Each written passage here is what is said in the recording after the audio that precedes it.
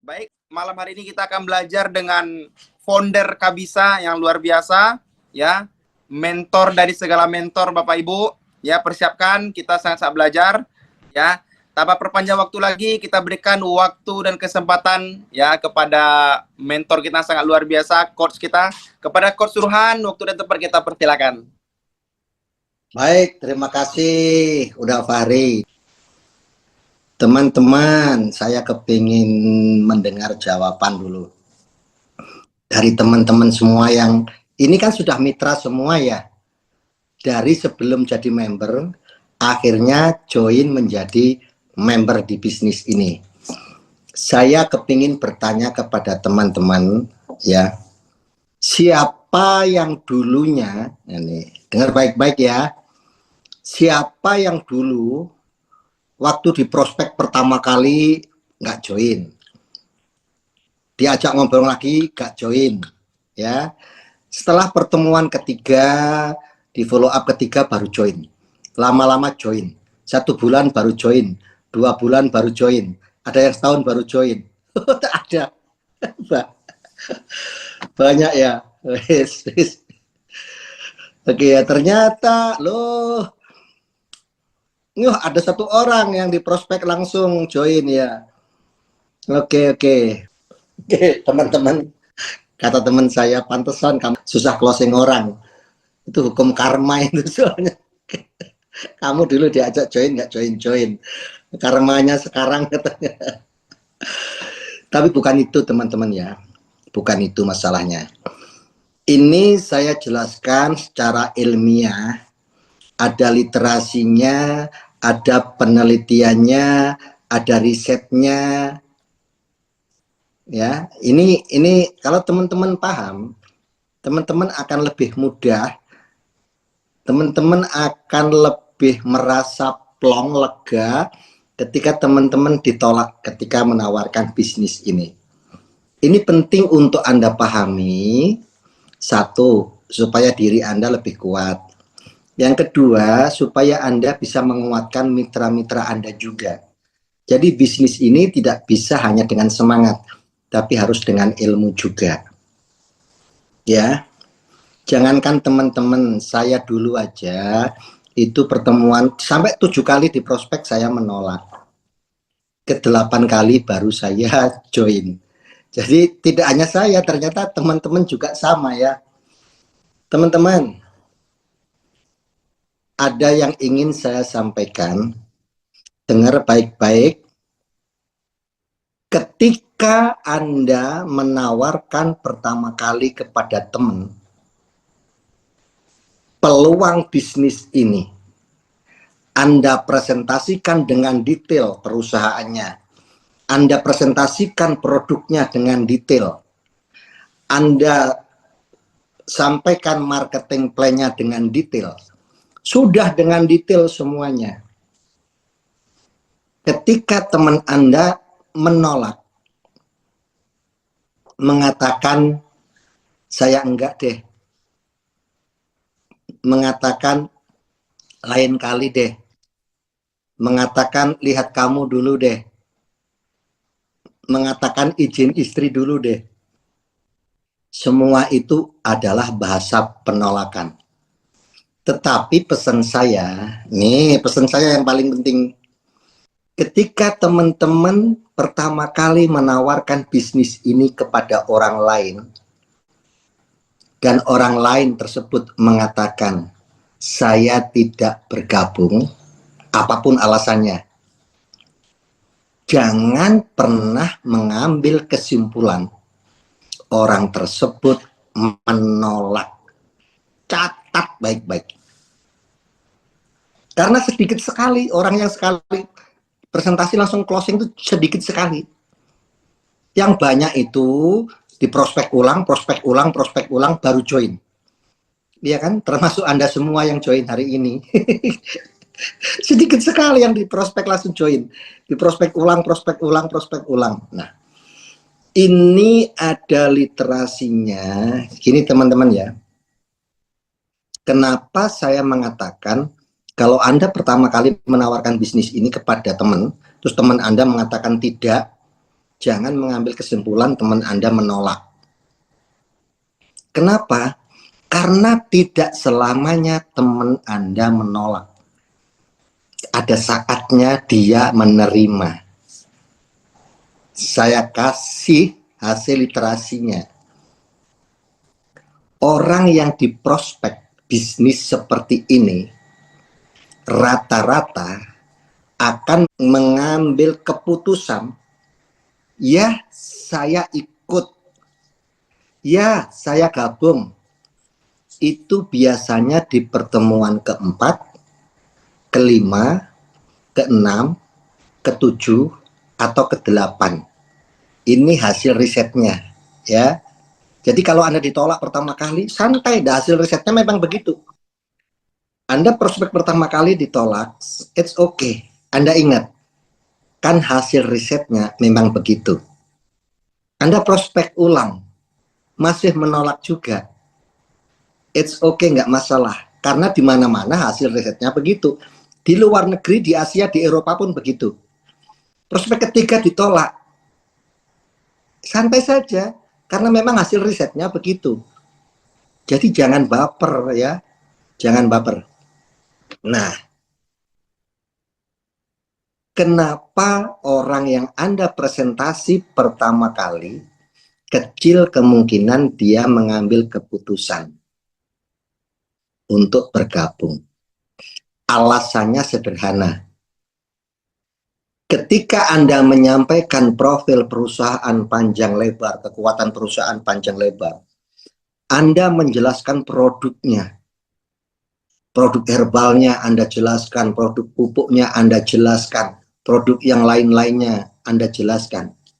Kemudian Anda jelaskan marketing plan-nya, bonus sponsornya Anda jelaskan, bonus pasangannya Anda jelaskan, bonus levelnya pasangan Anda jelaskan, poin-poinnya Anda jelaskan, cara mendapatkan poin Anda jelaskan, reward-rewardnya Anda jelaskan, cara kerjanya Anda jelaskan, berikut Anda jelaskan.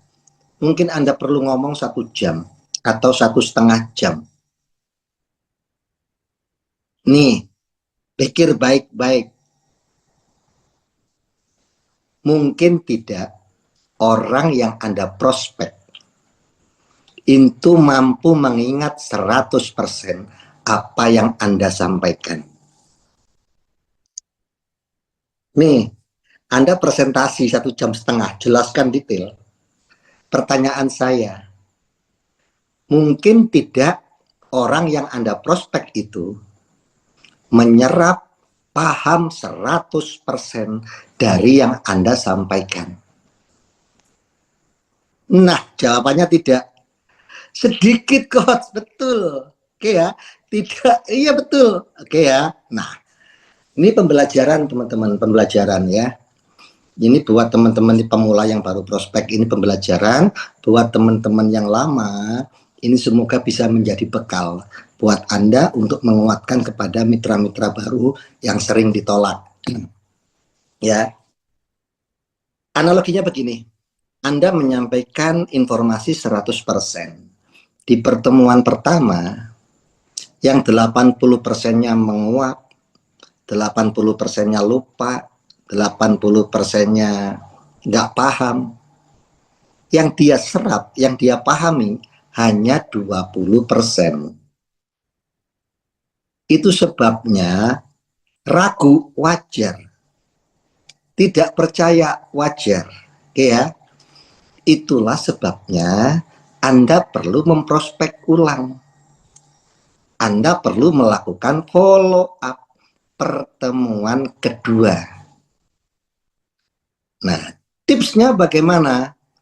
Kalau Anda prospek pada orang yang pertama kali, dia tidak join, jangan dikata-katain. Jangan dikata-katain, jangan diceramahin. Hei, dengar baik-baik. Sampai kapan kamu mau begini terus hidup? Dikasih informasi bagus nggak percaya.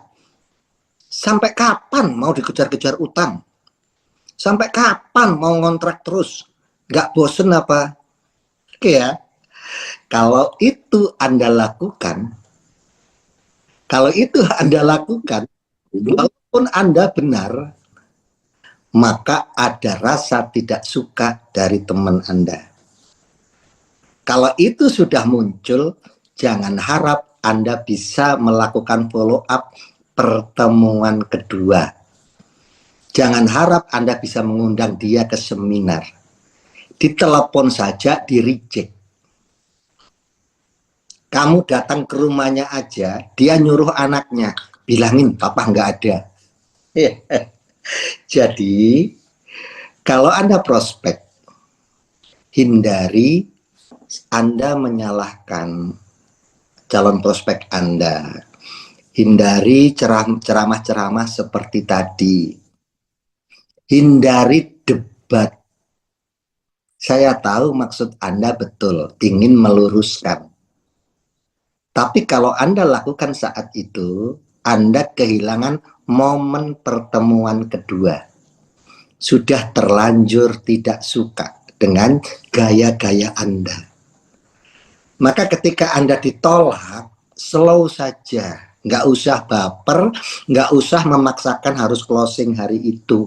Karena kalau sudah begitu belum tentu closing.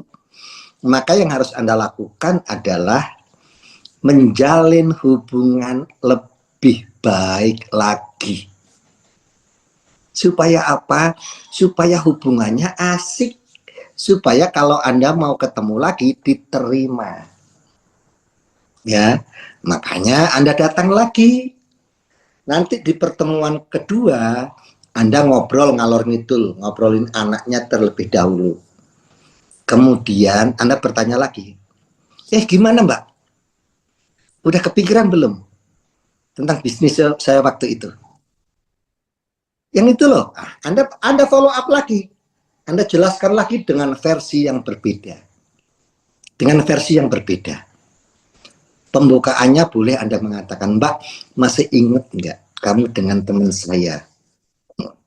Teman kamu dulu, yang dulu bidan itu. Apa gitu? Aku ketemu di undangan sama dia, kaget loh. Sekarang dia naik Pajero. Saya pikir siapa? Ternyata Orija Sativa. Oh iya, kaget aku. Kaya sekarang dia, mapan. Kerja apa sih dia? Ingat ya, masuklah Anda follow up.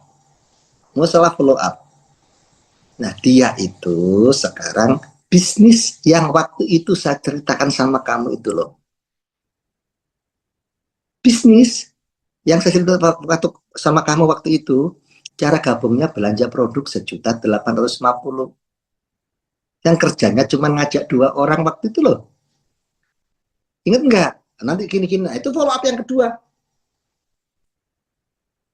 Di follow up yang kedua, yang tadinya orang follow up presentasi pertama, dia hanya paham tentang 20%.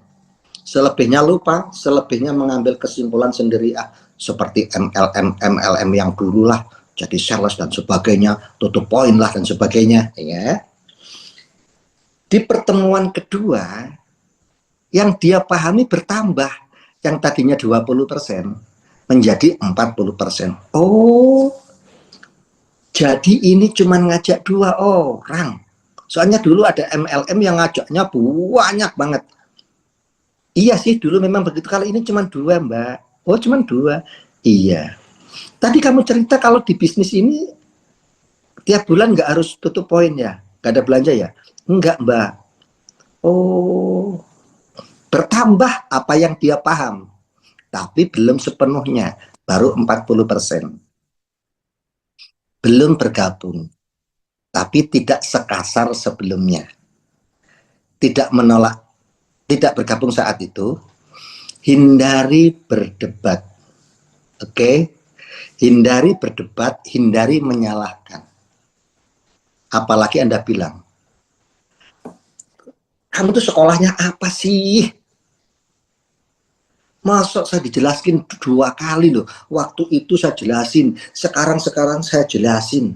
Nggak ngerti-ngerti juga, nggak paham-paham juga. Sebenarnya otakmu itu terbuat dari apa? Ya, hindari hal-hal yang membuat calon prospek Anda merasa tersinggung, merasa sakit hati, pokoknya hindari yang membuat orang itu menjadi tidak suka terhadap Anda. Justru yang harus Anda lakukan terhadap orang yang menolak adalah menimbulkan rasa suka dari orang itu terhadap Anda. Kalau debat membuat orang itu tidak suka, hindari. Ingat ya, kalau membanding-bandingkan pekerjaan, apalagi pekerjaan dia dengan bisnis ini, Anda banding-bandingkan. Kalau itu membuat dia tersinggung, hindari. Hindari. Supaya apa? Supaya ada peluang untuk bertemu yang ketiga kalinya. Nah, kemudian Anda datang ketiga kalinya. Alasan apa lagi ya? Alasan apa lagi ya? Ingat ya, Anda bisa cari alasan yang lain. Anda bisa cari alasan yang lain. Anda telepon terlebih dulu, Mbak, anakmu di rumah enggak? Ada. Aku kebetulan lewat kawasan yang jualan es pisang hijau. Yang anakmu suka itu loh. Iya, aku inget banget. Ini agak ngantri, aku beli dulu ya. Kalau anakmu ada, saya beliin ini, saya bawain. Anakmu pasti suka. Ada Mbak, ada. Nah, beli es pisang hijau, nggak mahal, 10.000. Tapi Anda bisa datang ketiga kalinya. Ada rasa kedekatan emosi yang lebih dekat. Anda ingat anaknya, pasti dia akan respect kepada Anda. Sampai es pisang hijau aja, kesukaan anak dia, kamu ingat. Kamu datang ketiga kalinya ke rumahnya. Mana anakmu? Ada es pisang hijau. Suka nggak? Suka. Tos dulu dong. Tos. Selanjutnya Anda ngobrol. Pasti lebih asik.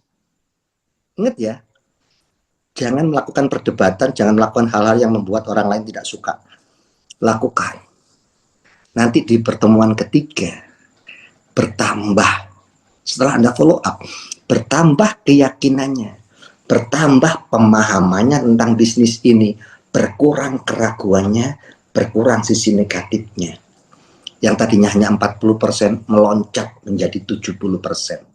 Sudah mulai yakin, tapi masih galau.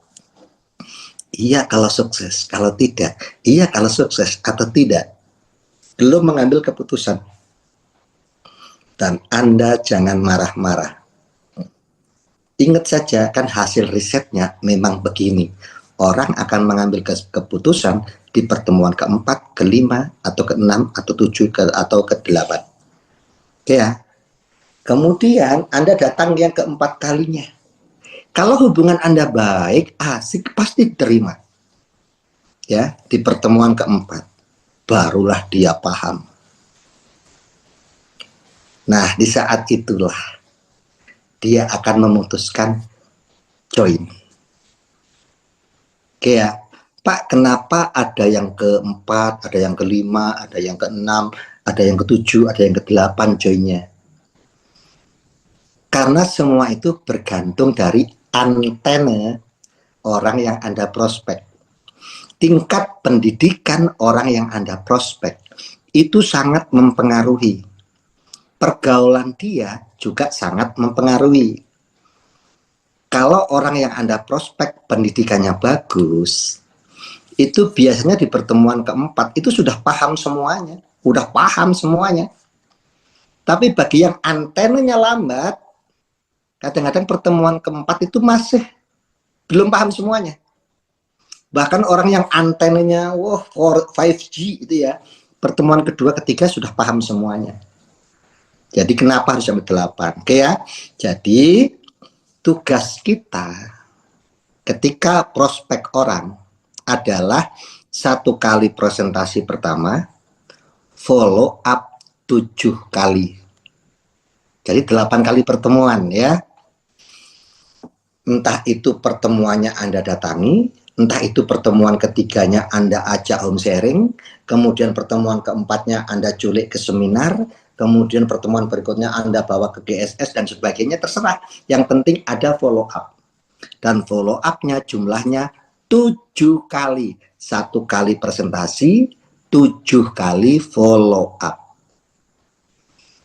Kalau sudah 8 kali pertemuan, kok orang tersebut masih tidak join, bagaimana coach? Baru Anda boleh skip. Tapi tidak boleh mengambil kesimpulan dia menolak. Pindahkan nama orang tersebut ke buku baru. Orang yang sudah diprospek 8 kali, harusnya itu sudah paham. Sudah paham, kok tidak join? Di dalam hati kecil, kita tidak pernah tahu. Di dalam literasi itu disebutkan bahwa orang yang sudah 8 kali pertemuan, kok masih menolak? Apapun bahasanya menolak, sebenarnya yang ada di dalam pikirannya adalah, aku kepingin tahu apa yang kamu ucapkan itu benar atau tidak. Kalau kata bahasa kita itu, lihat kamu dulu. Nah itu, orang yang sudah 8 kali di prospek, nggak join, itu di dalam pikirannya, kepingin tahu, lihat kamu dulu. Makanya orang yang sudah 8 kali skip, pindahkan daftar prospeknya. Kapan di follow up-nya? Nanti di follow up pakai motor baru atau pakai mobil baru. Nggak usah dipresentasi. Ini sering saya lakukan. Orang-orang yang dulu menolak saya, ada yang ketua serikat buruh, ada yang ketua serikat pabrik tekstil di Jawa Barat. Sudah 8 kali pertemuan, karena dia mantan, sudah berkali-kali ikut MLM, nggak join juga. Saya tunjukin semuanya, tetap nggak join. Maka orang yang sudah 8 kali itu saya bukan terpisah. Setelah saya dapat mobil, saya tidak prospek. Kebetulan ada teman yang nikahin anaknya. Lalu saya telepon teman saya. Assalamualaikum komandan. Waalaikumsalam. Diundang Kak sama Mas Hamid? Oh iya diundang Pak. Diundang aku. Anaknya nikahan kan hari Minggu. Iya. Jauh juga ya. Iya. Kalau datang sendiri kayaknya nggak rame ya, nggak enak ya. Iya, gimana ya? Gini aja. Kita jangan misah-misah. Kita berangkat ke sana bareng saja. Kamu stay di rumah, aku jemput kamu. Terus dia bilang, aku pakai helm sendiri atau kamu bawain helmnya? Saya bawain helmnya, kamu nggak usah nyediain apa-apa, duduk manis saja. Oke ya. Nah, kemudian pas hari Minggu, saya jemput pakai Mobilio. Saya depan rumahnya, kemudian saya tidak turun, kemudian anaknya keluar. Ada siapa, Dik? Orang tuanya kan pasti gitu ya. Anaknya keluar. Kemudian saya buka kaca. Bilangin sama bapak, Om Ruhan sudah jemput mau ke undangan Pak Hamid. Oh, lari anaknya. Bapak, Om Ruhan. Gitu ya. Dia datang. Terus kemudian dia masuk. Wah, hebat. Cina gitu. Mobil baru, bro. Alhamdulillah, keren. Udah naik, ayo, keburu satenya habis di undangannya. Nah, naik. Yang penting hindari kata sombong ya, karena sombong orang lain nggak suka. Nah, habis begitu dia naik di perjalanan. Aduh, keren bro, keren. Seneng aku lihat kamu bisa beli mobil. Nah, dia bilang gitu ya. Nah, kemudian saya bilang, alhamdulillah bro. Tapi kan nggak dibawa mati. Cuman lebih enak aja hidup di dunia pakai mobil. Aku cuman bilang gitu. Tapi nggak dibawa mati. Tapi lebih enak aja kalau punya mobil gitu. Iya bro gitu. Keren, uangmu banyak bro. Aku nggak punya uang banyak bro. Kalau aku punya uang banyak nggak beli mobil. Lah ini mobil dari mana? Mobil siapa? Ya mobilku, tapi kan nggak beli. Kalau beli harus punya uang banyak. Nggak beli gimana sih? Kamu inget nggak? Dulu aku pernah cerita sama kamu. Aku ikut bisnis Pernah dulu lah aku cerita sama kamu, nanti bisa dapat bonus, nanti dapat motor, dapat mobil itu loh. Iya. Nah, alhamdulillah bro, Allah kasih mudah. Ini dari perusahaan itu. Weh, weh, weh, weh, weh, weh. Oke, oke. Nanti pulang dari tempat hajat, kita ngopi dulu ya. Nah, itu lah. Oke, siap. Tapi yang bayarin kamu ya. Ini aku yang nyetir. Bensinnya dari aku. Masa ngopi aku yang bayarin? Nah, ya, bercandanya. Oke, siap. Nah, dia bayarin minum kopinya. Nah, selama minum kopi, aku kepingin tahu dia ngomong apa. Ternyata dia cuma bilang begini. Gini, Mas. Nah, dulu waktu kamu ajak bisnis ini, sebenarnya saya itu sudah kepikiran. Tapi waktu itu memang saya lagi sulit, nggak punya uang. Nah, ini awal bulan, kayaknya saya punya uang. Apakah masih bisa saya ikut bisnis ini? Apakah tidak terlambat? Nggak ada yang terlambat, Mas, bro, nggak ada. Insya Allah saya bantu. Tapi jangan merasa terpaksa lo ya, jangan merasa nggak enak. Oh, enggak, beneran. Aku dulu tuh sudah kepingin, cuma nggak punya uang gitu aja. Kalau sekarang ada uangnya. Bahasa dia seperti itu, padahal saya tahu dari dulu juga punya uang. Oke ya, jadi teman-teman, di dalam bisnis ini, cara berkomunikasi itu menjadi sangat-sangat penting. Oke ya, jadi mulai hari ini, kalau Anda presentasi teman, kemudian teman Anda mengatakan, saya tidak ikut. Apakah Anda akan mengambil kesimpulan, dia menolak? Anda akan berpikir begitu atau tidak? Tidak, betul. Tidak betul, kayak enggak lagi, kayak kayak. Jadi setelah teman-teman mendengar pembelajaran malam ini, jangan suka-suka sedikit-sedikit bilang sama mentornya, Pak Mentor, Bu Mentor, bisnis ini susah amat. Sudah saya prospek semuanya pada menolak. Padahal baru presentasi sekali. Kan kalau pertemuan sekali nggak boleh bilang dia menolak.